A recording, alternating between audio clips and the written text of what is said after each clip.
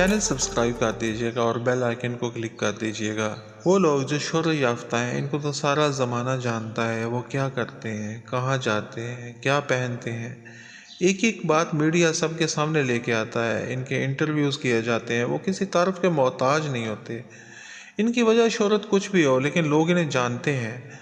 जहाँ भी वो जाए लोग इनके इर्द गिर्द जमा हो जाते हैं। लेकिन कुछ लोग ऐसे भी होते हैं कि जिनको कोई भी नहीं जानता, सिर्फ इनके आस पास के चंद लोग या इनके इलाके के लोग उन्हें जानते हैं, और वो भी इतना ज़्यादा नहीं जानते। इनके जाने के बाद इनकी कहानी ख़त्म हो जाती है, ज़िंदगी का सफ़र ख़त्म हो जाता है। लेकिन शोहरत ना मिलने के बावजूद कुछ लोग अपनी ज़िंदगी में कुछ ऐसा कर जाते हैं, कुछ ऐसा कारनामा सर अंजाम दे जाते हैं जिसकी वजह से लोग उन्हें याद रखते हैं। इनका नाम इज़्ज़त और एहतराम से लिया जाता है। वो ज़्यादा मशहूर तो नहीं होते, चंद लोग ही सही, लेकिन उन्हें अच्छे अल्फाज में याद रखते हैं।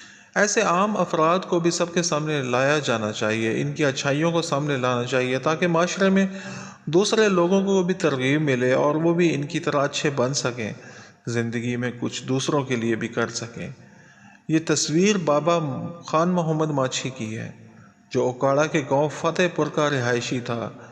एक आम सा इंसान था जो इसी गांव में पैदा हुआ और इसने अपने पूरी ज़िंदगी वहीं गुजारी।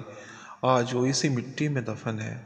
इसकी ज़िंदगी भी कुछ ख़ास नहीं थी, सिवाय एक फ़ैसले के जो इसने आज से 45 साल पहले किया।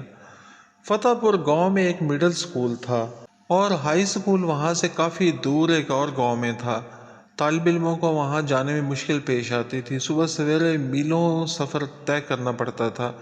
ये मामला इलाके के सरकर्दा लोगों के सामने लाया गया और इनकी कोशिशों की वजह से वही मिडिल स्कूल को अपग्रेड कर दिया गया।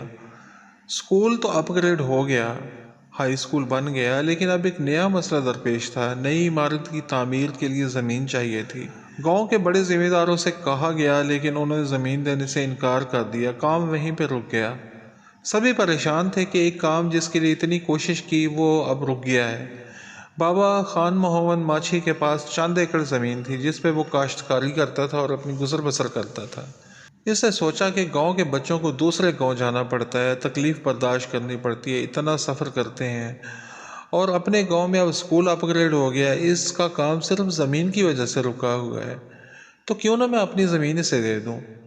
इसने सोचा और इस पर अमल कर दिया। अपनी ज़मीन इसने स्कूल को दे दी और यूँ स्कूल की तामीर हुई और मिडिल स्कूल हाई स्कूल में बदल गया। लोगों ने इसके जज्बे को सराहा। ये बहुत बड़ा काम था जो इसने किया।